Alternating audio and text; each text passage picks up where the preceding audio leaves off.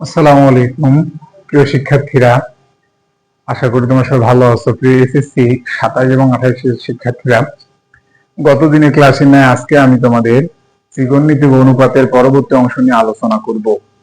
তো আসো আমরা শুরু করি। তো ত্রিকোণমিতি অনুপাতের মধ্যে আমরা যখন এই অধ্যায়টা করতে যাই তখন আমরা অনেকে কনফিউজড হয়ে যায় এবং অনেকে ভয়ে থাকে যে আসলে এটা পারবো কিনা, হবে কিনা। এরকম কোনো ভয় পাওয়ার কোনো কারণ নেই। জাস্ট তোমরা জানো ম্যাথ করতে গেলে সূত্র মুখস্থ থাকাই লাগবে, এই কারণে এখানে অবশ্যই সূত্র মুখস্থ রাখতেই হবে।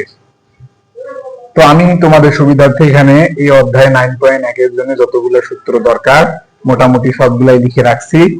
তো দেখো এই সূত্রগুলো অবশ্যই মুখস্থ রাখতেই হবে, সূত্র মুখস্থ ছাড়া আসলে ম্যাথ করা সম্ভব নয়। তাহলে প্রিয় শিক্ষার্থীরা দেখো, সাইন, কস, ট্যান, কট, সেক আর কোসেক, এই 6টা ত্রিকোণমিতিক অনুপাত আছে। এই 6টি ত্রিকোণমিতিক অনুপাতের সূত্রগুলো অবশ্যই মুখস্থ রাখতেই হবে। তাহলে এগুলো ভাইয়া কিভাবে সহজে মুখস্থ রাখা যায়, আমি তোমাদের একটা ট্রিক বলে দিই। দেখো, সাইন আমরা জানি, এখানে আমি আগেই লিখে রাখছি, যা মনে রাখবা। কোসেক হলো সাইনের বিপরীত, সেক হলো কসের বিপরীত, আর কট হলো ট্যানের বিপরীত। মনে রাখবো আমরা এভাবে। তাহলে দেখো এখানে সাইন থিটা সমান কি, লম্ব বাই অতিভুজ। Sine theta is equal two লম্ব বাই অতিভুজ। অনেকে এভাবে পড়ে যে ছন্দ দিয়ে পড়ে যে, যাই হোক ওই ছন্দ দিয়ে পড়ার দরকার নেই, এগুলো সহজে মনে রাখা যায়। জাস্ট 3টে জিনিস মুখস্থ রাখবা, সাইন, কস আর ট্যান, আর কোনো কিছু মুখস্থ রাখতে হবে না। বিশ্বাস হচ্ছে না? আসো আমি তোমাদের বলে দিচ্ছি। এই যে সাইন, সাইন কি, লম্ব বাই অতিভুজ। তাহলে আমরা যেহেতু আগেই জানি যে কোসেক হলো সাইনের বিপরীত, তাহলে কোসেক থিটা কি হবে, এই সাইন থিটার অংশগুলোকে উল্টাই দিলেই কোসেক থিটা পাওয়া যাবে। তাহলে কোসেক থিটা কি হবে, লম্ব যাবে অতিভুজের জায়গায়, অতিভুজ আসবে লম্বের জায়গায়, এই জিনিসটা। তাহলে sine theta, cos theta, tan theta মুখস্থ রাখবা। কোসেক, সেক আর কট এমনিতে মুখস্থ হবে। মাথায় রাখবা সাইনের বিপরীত কোসেক, কসের বিপরীত সেক, আর ট্যানের বিপরীত হলো কট থিটা। যেমন tan theta is equal two কি, লম্ব বাই ভূমি। তাহলে কট থিটা আমরা কি বলতে পারি, ভূমি বাই লম্ব। Cos theta is equal two ভূমি বাই অতিভুজ। তাহলে সেক থিটা কি হবে, অতিভুজ বাই ভূমি। ট্যান সাইন থিটা ইজ লম্ব বাই অতিভুজ, তাহলে কোসেক থিটা কি হবে, অতিভুজ বাই লম্ব। জাস্ট খুবই সহজ। এরপরে আমাদের এই যে 3টে সূত্র, এই 3টা মুখস্থ রাখতে হবে যে sine square theta plus cos square theta is equal 1, cosec square theta cot square theta equal 1, sec square theta minus tan square theta is equal to 1। এই সূত্রগুলো প্রিয় শিক্ষার্থীরা অবশ্যই মনে রাখতে হবে এবং মুখস্থ করতে হবে, মুখস্থের বিকল্প নাই। তাহলে আসো আমরা এরপরে আমাদের ম্যাথে আমরা চলে যাই। তো আমি তোমাদের ভাইয়া এবং আপুরা, আমি গতদিন তোমাদের যে জিনিসটা বলছিলাম সেটা হলো পিথাগোরাসের উপপাদ্য। পিথাগোরাসের উপপাদ্যের সাথে আমি যে জিনিসটা শিখিয়েছিলাম, পিথাগোরাসের সাথে একটা ত্রিভুজের যে সম্পর্ক সেটা বলছিলাম। তো ওইখান থেকে একটা তোমাদের হোমওয়ার্ক দিছিলাম, আসো ওই হোমওয়ার্কটা আমি তোমাদের করে দিচ্ছি। আশা করি তোমরা করছো, তারপর আমি দেখাই দিই। তাহলে দেখো একটা হোমওয়ার্ক দেওয়া ছিল এরকম, ঠিক মানগুলো মনে নেই, তবে জাস্ট আমি তোমাদের এটা, ত্রিভুজটা এরকম ছিল, এটা ঠিক আছে। তাহলে এখানে ছিল ত্রিকোণমিতিক অনুপাতের মধ্যে এখানে ছিল সমকোণী ত্রিভুজ, আর এখানে ছিল থিটা, ধরে এখানে মান হলো 3, 4, 5। তাহলে আমি বললাম যে এই এবিসি ত্রিভুজে লম্ব, ভূমি আর অতিভুজ কত হবে। তোমরা কি করবা, বের করবা। কিভাবে বের করবা, দেখো সহজ, কত সহজ। এখানে লম্ব বের করব, লম্বের আরেকটা নাম কি, বিপরীত বাহু। লম্বের আরেকটা নাম কি, বিপরীত বাহু। অবশ্যই বিপরীত নামগুলো, মানে অবশ্যই এর বিকল্প নামগুলো মুখস্থ রাখতে হবে। তাহলে ভাইয়ারা এখানে লম্ব কি, দেখো লম্ব হবে, আমি কি বলছি, লম্ব হলো থিটার বিপরীত দিকের বাহু। থিটা যেখানে থাকবে তার বিপরীত দিকের বাহু। ত্রিভুজটা কিভাবে থাকবে এটা বড় কথা নয়, বড় কথা হলো থিটার বিপরীত দিকে যে বাহু থাকে সেটাই লম্ব। তাহলে এটা যদি থিটা হয়, তার বিপরীত দিকের বাহুটা লম্ব, অতএব লম্ব হলো বিসি। বুঝছো? এরপরে ভূমি আর অতিভুজে আসে। তাহলে ভূমি কত হবে এবং অতিভুজ কত হবে। প্রিয় শিক্ষার্থীরা দেখো, ভূমি আমরা সবসময় মাথায় রাখবো, এই থিটা কোণ যে বাহুটা করবে, থিটা কোণটা যে বাহু তৈরি করে সেই বাহুটাই হলো ভূমি। অর্থাৎ থিটা কোণের সাথে যে বাহুটা সংলগ্ন আছে সেই বাহুটা হলো ভূমি। তাহলে ভূমি এখানে কি হবে, এবি। আর যদি সেটাও না বুঝে থাকো প্রথমে বের করবা লম্ব, তারপরে অতিভুজ, এরপরে ভূমি। তাহলে অতিভুজ কোনটা হবে? আমি অবশ্যই গতদিন তোমাদের শিখাইছিলাম যে সমকোণের বিপরীত বাহু অতিভুজ, সমকোণের বিপরীত বাহু অতিভুজ, অবশ্যই বুঝছো। তাহলে অতিভুজ কোনটা? আসলে অতিভুজ হলো এসি। তো প্রিয় শিক্ষার্থীরা, এভাবেই পরীক্ষায় মেয়াদ আসতে পারে। তো আমি তোমাদের এখান থেকে আরো দুই একটা এক্সাম্পল দেখাই দিচ্ছি, তাহলে এই জিনিসটা সম্পর্কে ক্লিয়ার কনসেপ্ট থাকবে। যেমন আমরা এখান থেকে নিতে পারি এরকম যে এখান থেকে আমি তোমাদের এভাবে বলতে পারি,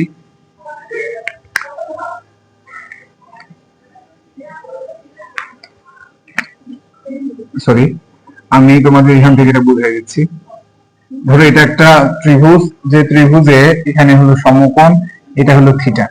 তাহলে তোমরা আমাকে অবশ্যই বলতে পারবা, তো আমি তোমাদের বলে দিচ্ছি।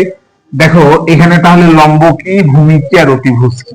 লম্ব কোনটা, ভূমি কোনটা, আর অতিভুজ কোনটা আমরা আমাকে বলতে পারবো কিনা? পারবো। দেখো তাহলে লম্ব কোনটা হবে?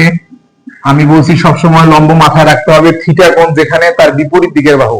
তাহলে যে থিটার বিপরীত দিকে বাহুটার নাম কি? বিসি, তাহলে হবে লম্ব। অতিভুজ কোনটা হবে? অবশ্যই তোমরা বলতে পারবে অতিভুজ কোনটা হবে, সেটা হলো সমকোণের বিপরীত বাহু, সমকোণের বিপরীত বাহু। এই জিনিসটা মাথায় রাখবে। তাহলে সমকোণের বিপরীত বাহু কি? এসি। আর বাকি যেটা আছে সেটা হবে ভূমি। তো প্রিয় শিক্ষার্থীরা, আশা করি তোমরা এই জিনিসটা বুঝতে পারছো। তাহলে তোমরা এভাবেই পিথাগোরাসের উপপাদ্যের সাথে এই জিনিসগুলো ভালো করে ক্লিয়ার করে বাসায় পড়ে নিবা, তাহলেই দেখবা সমকোণী ত্রিকোণমিতিক অনুপাতের ম্যাথ গুলো তোমরা ইজিলি করতে পারছো। ঠিক আছে, তাহলে আসো আমরা এবার ম্যাথে চলে যাই। এখান থেকে আমি তোমাদের অবশ্যই যে জিনিসটা বলবো সেটা হলো যে প্রত্যেকটা জেনারেল ম্যাথের অধ্যায়ের যেগুলা ইয়া আছে, এক্সাম্পল আছে, এই এক্সাম্পল গুলো অবশ্যই ভালো করে পড়া লাগবে। তাহলে এখানে উদাহরণ, যে কয়েকটা ইম্পর্টেন্ট উদাহরণ, এই কয়েকটি ইম্পর্টেন্ট উদাহরণ আমি তোমাদের দিচ্ছি। উদাহরণের মধ্যে ভেরি ভেরি ইম্পর্টেন্ট যেগুলা, সেগুলো আমি বলে দিচ্ছি। প্রথম হলো তোমরা 9.1 এর প্রথম যে উদাহরণটা করবা সেটা হলো উদাহরণ 4। উদাহরণ 4। এরপরে তোমাদের যে জিনিসটা ইম্পর্টেন্ট সেটা হলো 7, 8, 10, 11। 7, 8, 10, 11, 7, 8, 10 এবং 11। এই 11 একবারে 99% ইম্পর্টেন্ট। 11 অবশ্যই খুবই গুরুত্বপূর্ণ, একবারে খুবই গুরুত্বপূর্ণ। পাশাপাশি তোমাদের বইয়ে একটা কাজ দেওয়া আছে 183 পেজে, এবং বইয়ের যে কাজ আছে এই কাজ দুটো করবে 183 পেজে, এই দুইটা। তাহলে প্রিয় শিক্ষার্থীরা, এই যে কয়েকটা এক্সাম্পলের সাথে কাজ আমি দিছি তোমাদের, এই কয়েকটা ম্যাথ অবশ্যই পারা লাগবে। তাহলে আসো আমরা শুরু করি। প্রথমে আমি উদাহরণ তোমাদের 4 দিয়ে শুরু করি। দেখো উদাহরণ প্রথমে 4 তোমাদের বলা আছে, উদাহরণ 4, পেজ নাম্বার 100 কত? Page number 180। তোমরা 180 পেজ এটা দেখতে পাবা, উদাহরণ 4। উদাহরণ 4 বলা আছে যে এবিসি সমকোণী ত্রিভুজের বি কোণটি সমকোণ। আচ্ছা আমি ম্যাথটা করে দেখাই। এবিসি সমকোণী ত্রিভুজের বি কোণটি সমকোণ। এবিসি সমকোণী ত্রিভুজের, এবিসি সমকোণী ত্রিভুজের, এবিসি সমকোণী ত্রিভুজের বি কোণটি সমকোণ। কোণ বি সমকোণ, এভাবে বলে দেওয়া আছে সমকোণ। এখন বলছে যে tan a 1 হলে 2 sin a cos এর মান 1। tan a is equal to 1 হলে 2 sin a cos এর মান কত হবে? 2 sin a into cos a is equal to 1 এর সত্যতা যাচাই করো, অর্থাৎ এটা সমান 1 সত্য কিনা সেটা বের করতে বলছি। আচ্ছা প্রিয় শিক্ষার্থীরা, তোমরা নিশ্চয়ই ম্যাথটা দেখে শক্ট হয়ে গেছো যে আমি পারবো না। না, এই ম্যাথগুলো নিয়ে এত ভয় পাওয়ার কিছু নাই। সহজ ভাষায় সাবলীল ভাবে তোমরা এই ম্যাথগুলো করতে পারবে। প্রথমে আমাদের এবিসি একটা সমকোণী ত্রিভুজ, যে সমকোণী ত্রিভুজে একটা সমকোণ দেওয়া আছে। কোন পয়েন্টটাকে, মানে কোন এই বিন্দু তিনটার মধ্যে এবিসি দিয়ে ত্রিভুজটাকে সংজ্ঞায়িত করছে, এটার মধ্যে কোনটা সমকোণ দেওয়া আছে? এবিসি সমকোণী ত্রিভুজের বি কোণটি সমকোণ। তাহলে আমাদের tan a এত হলে 2 sin এর cos এর মান কত হবে? আচ্ছা ওকে, দেখো তাহলে আমাদের এবিসি সমকোণী ত্রিভুজের বি কোণটা কি? সমকোণ। আচ্ছা তাহলে আমরা আগে ত্রিভুজটা আঁকাই নেই। তাহলে ধরো এটি একটি সমকোণী ত্রিভুজ ধরে নিলাম। এই সমকোণী ত্রিভুজের কোন কোনটা সমকোণ বলছে? বি কোনটা সমকোণ বলছে। কি কোন সমকোণ বলছে? বি কোণ। তো প্রিয় শিক্ষার্থীরা, বি যে কোনটা সমকোণ হবে সেটা অবশ্যই এই জায়গায় থাকবে। তাহলে যে সমকোণ সে এখানে থাকবে। বাকি আছে কি? এ আর সি। তাহলে এখানে দাও এ, এটা দাও সি, কোনো সমস্যা নেই। ঠিক আছে, এখন আমাদের ট্যান এ আছে। এখন কি আছে? Tan A. তাহলে দেওয়া আছে কি? দেওয়া আছে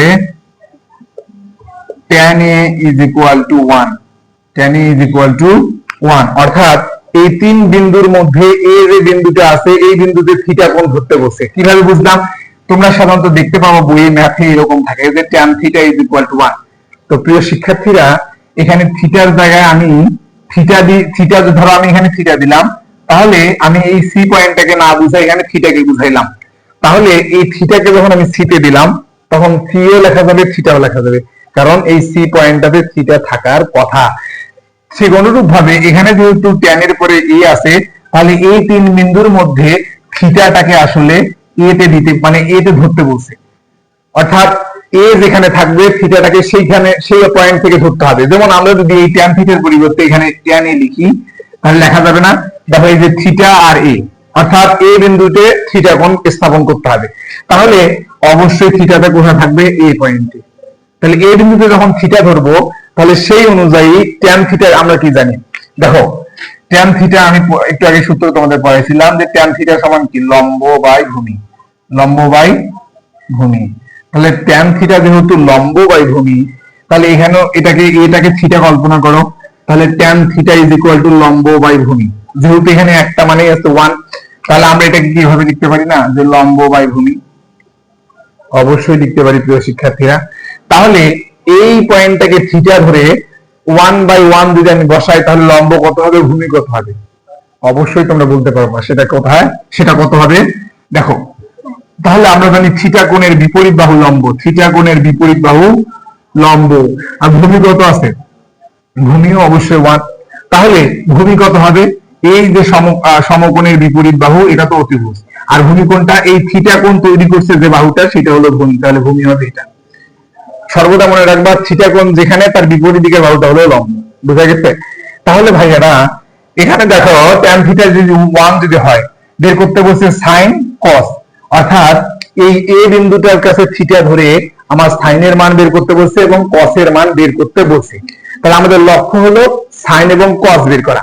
তাহলে তোমরা দেখো sin থিটা সমান আমি কি পড়াইছি? লম্ব বাই অতিভুজ, লম্ব বাই অতিভুজ। অবশ্যই তোমরা এটা একটু আগে দেখছো, লম্ব বাই অতিভুজ।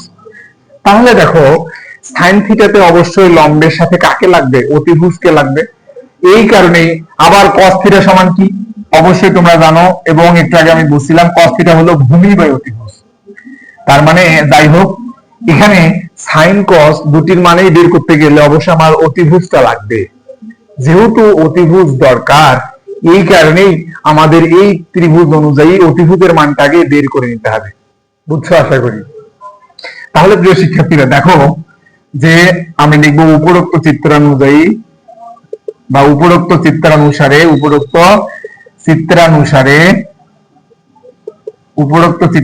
আমরা কি বলতে পারি? উপরোক্ত চিত্রানুসারে ভূমিগত। তাহলে উপরোক্ত চিত্রানুসারে আমরা একবারই পিথাগোরাসের উপপাদ্য বসাই দিই। তাহলে আমার দরকার কার? অতিভুজের। তাহলে আমরা লিখতে পারি অতিভুজ স্কয়ার ইজ ইকুয়াল টু, আমরা আগে সূত্রটা লিখবো, অতিভুজ স্কয়ার ইজ ইকুয়াল টু লম্ব স্কয়ার প্লাস ভূমি স্কয়ার, লম্ব এবং ভূমি। তাহলে অতিভুজ কোন বাহু? অবশ্যই এসি বাহু। সমকোণের বিপরীত বাহু, সমকোণের বিপরীত বাহু অতিভুজ। লম্ব কোনটা? লম্ব অবশ্যই এবি হবে, কারণ এই থিটার সাথে সংলগ্ন বাহু যেটা। আর ভূমি কোনটা হবে? এই থিটার বিপরীত, সরি লম্ব হবে থিটার বিপরীত বাহু, সরি দেখো এই থিটা কোণের বিপরীত বাহুর নাম লম্ব, তাহলে লম্ব হচ্ছে বিসি স্কয়ার। আর ভূমি এই থিটার সাথে সংলগ্ন বাহু, তাহলে ভূমি হলো এবি স্কয়ার। তাহলে প্রিয় শিক্ষার্থীরা এখানে আমার দরকার কি? এসির মান। এসির মান যেহেতু বের করতে হবে তাহলে এগুলা মান বসাবো। তাহলে বিসি এর মান কত? 1 স্কয়ার, আর এবি এর মান 1 স্কয়ার। তাহলে 1 এর বর্গ অবশ্যই 1, আর 1 এর বর্গ অবশ্যই 1। তাহলে কত হলো? 2। তাহলে আমরা এখান থেকে লিখতে পারি এসির মান আমাদের যেহেতু লাগবে, তাহলে এসি স্কোয়ার ছিল, এই এসি স্কোয়ার তো আমার দরকার নাই, আমার দরকার এসি। তাহলে স্কোয়ার কে ডান দিকে নিয়ে গেলে সেটা রুট ওভার হয়। প্রিয় শিক্ষার্থীরা অবশ্যই মাথায় রাখবা এটা, যে বামের স্কোয়ার ডানে গেলে কি হবে, রুট ওভার হবে। তাহলে এখানে কত আসলো 2, তাহলে এই রুটের ভিতরে কি থাকবে 2। অতএব আমরা এখান থেকে পেলাম এসি এর মান হলো √2। প্রিয় শিক্ষার্থীরা আশা করি তোমরা এই পর্যন্ত বুঝতে পারছো। এবার আমরা অতিভুজের মানও পেয়ে গেছি, অতিভুজের মান কত 2 পেলাম। তাহলে আমাদের এখন প্রমাণ করতে বলছে যে 2 sin এ cos এর মান কি 1 হবে কিনা। তাহলে দেখো আমরা প্রথমে এখানে যে কাজটা করব সেটা হলো, যেহেতু সত্যতা প্রমাণ করতে বলছে তাহলে আমরা বাম পক্ষ ডান পক্ষ দিব। তাহলে দেখো প্রিয় শিক্ষার্থীরা আমাদের এই পর্যন্ত আমি আশা করি তোমরা বুঝতে পারছো। এরপরে আমরা বাম পক্ষ এবং ডান পক্ষ দিয়ে বের করব। তাহলে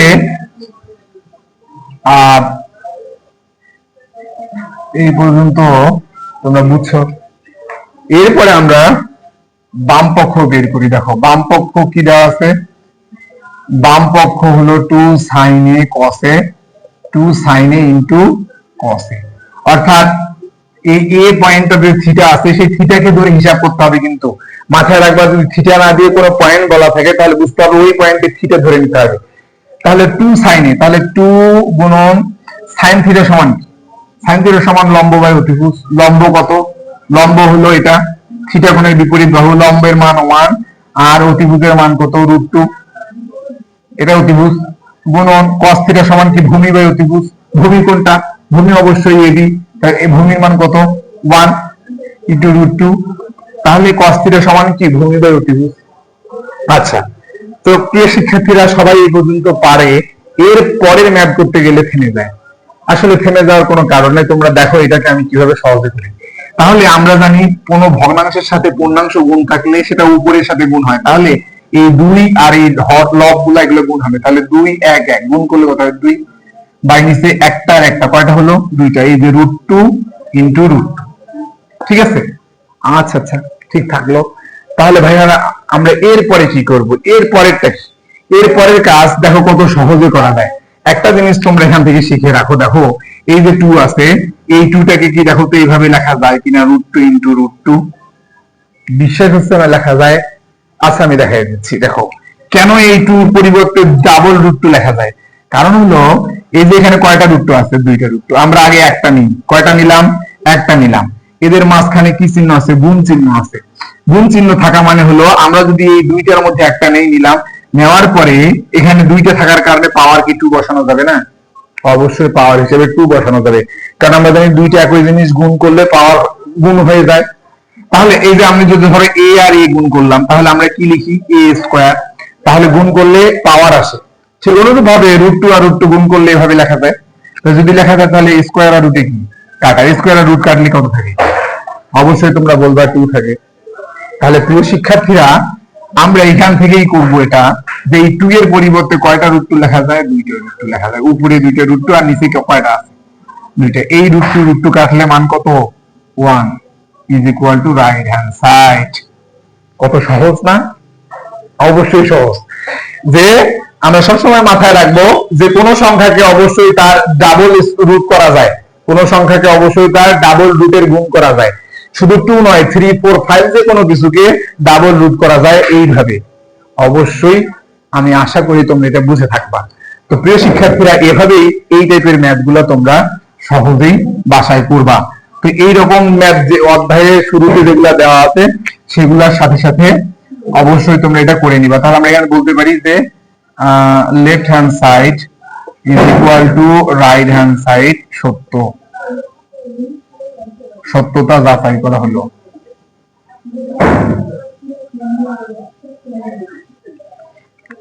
তো প্রিয় শিক্ষার্থীরা এভাবেই ধরে ধরে বেসিক সহকারে ম্যাথগুলো করলে আশা করি তোমাদের 9.1 এর আর কোনো সমস্যা থাকবে না। তো আজকে এই পর্যন্তই। নেক্সট ক্লাসে অবশ্যই নতুন কোনো ম্যাথ নিয়ে তোমাদের সাথে দেখা হবে। আজকে তোমাদের কাজ থাকলো সূত্রগুলা বাসায় পড়ো। ধন্যবাদ।